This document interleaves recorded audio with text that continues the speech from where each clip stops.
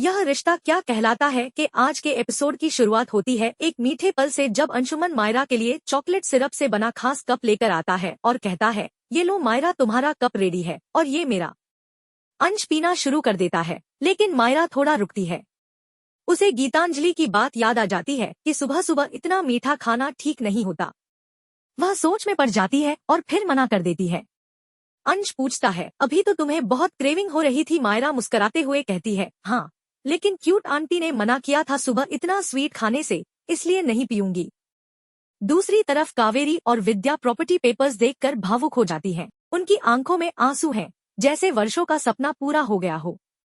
अमीरा आकर पूछती है, क्या हुआ मेरी दो ब्यूटीफुल गर्ल्स को? दादी सा कहती हैं, सालों बाद हमारा सपना पूरा हुआ है। कभी सोचा नहीं था कि मैं पोदार हाउस लौटूंगी, कावेरी पोदार बनकर। विद्या भी भावुक होकर कहती है, ये सब अभीरा और अरमान की वजह से मुमकिन हो पाया है। सच में अभीरा हमारे घर की लक्ष्मी है और मायरा के आने से किस्मत बदल गई। सब खुशी खुशी पोदार हाउस के लिए रवाना होते हैं। इसी बीच गीतांजलि कोर्ट के बाहर उतरती है और वकील की पोशाक में अरमान को देखकर हैरान रह जाती है। वह सोचती है कि क्या अरमान वकील है। वह तुरंत उसके पास जाती है और कहती है, मैंने आपको कई बार कॉल किया, आपने रिसीव नहीं किया तो मैं खुद आ गई। अरमान जवाब देता है, मैं एक जरूरी केस में था। दादी सा और मासा को उनका घर वापस दिलाना था, इसलिए केस लड़ा और क्रिश को हराया। अब पोदार हाउस उनके नाम हो गया है। गीतांजलि भावुक होकर कहती है, आप जानते हैं अरमान, मेरी जिंदगी में मायरा और दद्दू के अलावा कोई नहीं है। फिर मैं खुद को कैसे रोकती? अरमान बस इतना कहता है, मैं खुद तुमसे मिलने ही आ रहा था। अरमान गीतांजलि से कहता है कि अगर तुम इस तरह बार बार वहाँ जाओगी तो मायरा अनसेफ फील करेगी, जिससे अभीरा को यह लगेगा कि हम उनकी जिंदगी में बार बार दखल दे रहे हैं। वह समझाता है कि यह बात बहुत जरूरी है और अगर भरोसा होता तो वह भी उसके साथ चलता। दूसरी ओर मायरा चॉकलेट सिरप नहीं पीती और अचानक वहाँ से जाने का बहाना बनाकर निकल जाती है, क्योंकि उसके टेडी बियर में गीतांजलि का फोन छुपा होता है। वह गीतांजलि को मैसेज भेजने ही वाली होती है कि तभी दादी सा और बाकी सब लोग आ जाते हैं और वह बच जाती है।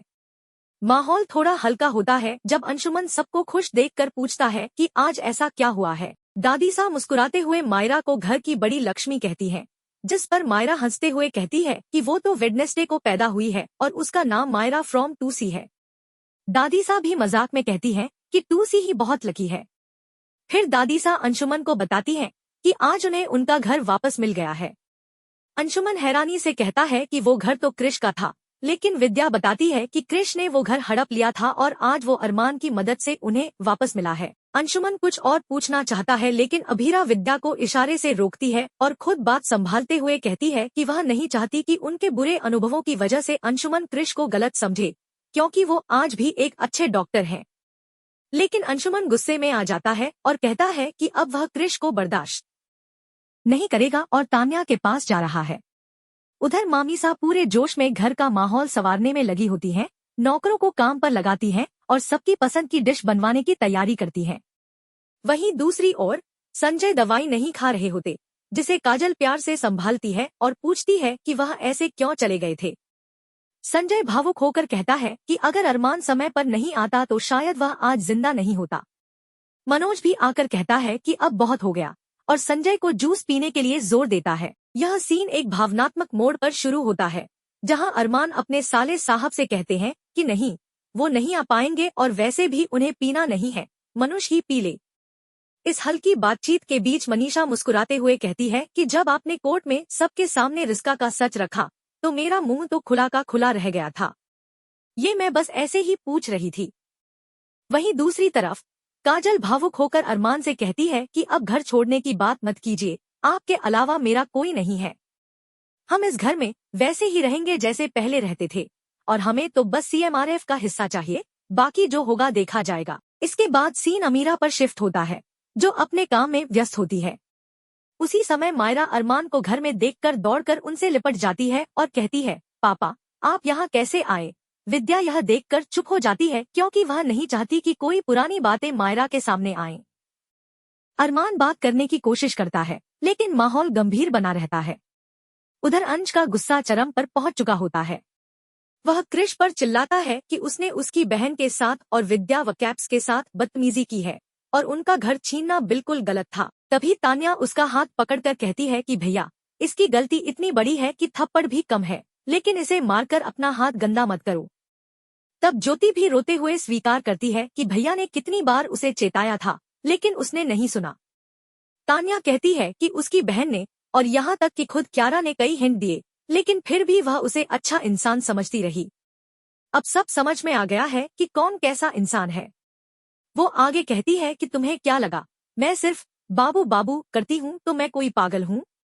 मैं पढ़ी लिखी लड़की हूँ और तुमसे ज्यादा समझ रखती हूँ, इसलिए प्लीज अब उसके बारे में सोचना भी मत। दूसरी तरफ सुमन और संजय की बातचीत होती है, जहाँ संजय स्वीकार करता है कि बच्चों के बिगड़ने में माँ बाप की भी गलती होती है। उसे लगा था कि कृष की शादी के बाद वह सुधर जाएगा।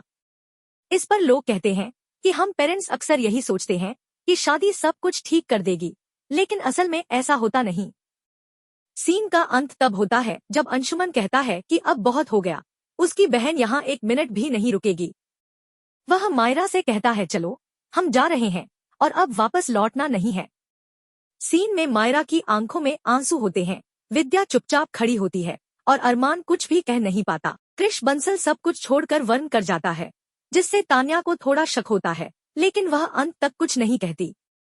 भावुक होकर तान्या कहती है कि उसे अपनी बहन का कोई भी साथ नहीं मिला। तभी ब्रता सामने आकर गुस्से में कहती है, तुमने क्या समझा था कृष? तुम मेरे ऊपर एक के बाद एक जुर्म करते रहोगे और मैं सब चुपचाप सहती रहूंगी। तुम्हारी बहुत बड़ी गलतफहमी थी। वैसे तो तुम जिम जाते हो, लेकिन बॉडी तो मेरी बनी पड़ी है। लगता है अब तुम्हें जिम जाना बंद कर देना चाहिए और मुझसे सीखना चाहिए।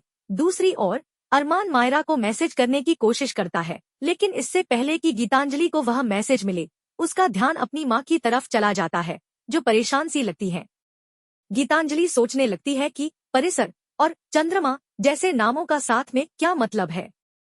उधर घर में हल्का फुल्का माहौल होता है, जहाँ बेटी कहती है, अरे वाह पापा, आप वकील वाले ड्रेस में बहुत अच्छे लग रहे हो, ये ड्रेस हमेशा पहना करो। अरमान मुस्कुराते हुए कहता है, सच में अच्छा लग रहा हूँ। चलो बढ़िया है, अब हमें दारा हाउस जाना है, सबकी पैकिंग कर लो, वहाँ जाकर खूब मस्ती करेंगे। बेटी खुश होकर कहती है, सच्ची में? चलो मैं अभी पैकिंग करती हूँ। दूसरी तरफ मायरा मस्ती के मूड में होती है, लेकिन मीरा के आने पर थोड़ी असहज हो जाती है और चुपचाप दूर चली जाती है। हालांकि उसे इस बात का अंदाजा नहीं होता कि उसके पीछे क्या बातें हो रही हैं। तभी अमीरा आती है और अरमान से कहती है, बहुत देर हो चुकी है अरमान, मायरा से जब चाहो तब मिल सकते हो। आखिर तुम उसके पापा हो। अरमान भावुक होकर पूछता है, अभीरा तुम्हारा दिल इतना बड़ा कैसे है? तुमने कभी मुझे रोका नहीं, टोका नहीं। अभीरा शांत स्वर में जवाब देती है, क्योंकि तुम मायरा के पापा हो। जरूरी नहीं कि तुमने मुझे दुख दिया है तो मैं भी तुम्हें दुख ही दूं। ये कोई इंसाफ नहीं होता। तुम्हारा जो फर्ज बनता है मायरा के लिए, वो तुम निभाओ। मेरा जो फर्ज है मैं निभा रही हूँ। इससे ज्यादा हमारे हाथ में कुछ नहीं है। आगे एपिसोड पे से पहले दर्शक को लाइक और सब्सक्राइब करिए। धन्यवाद।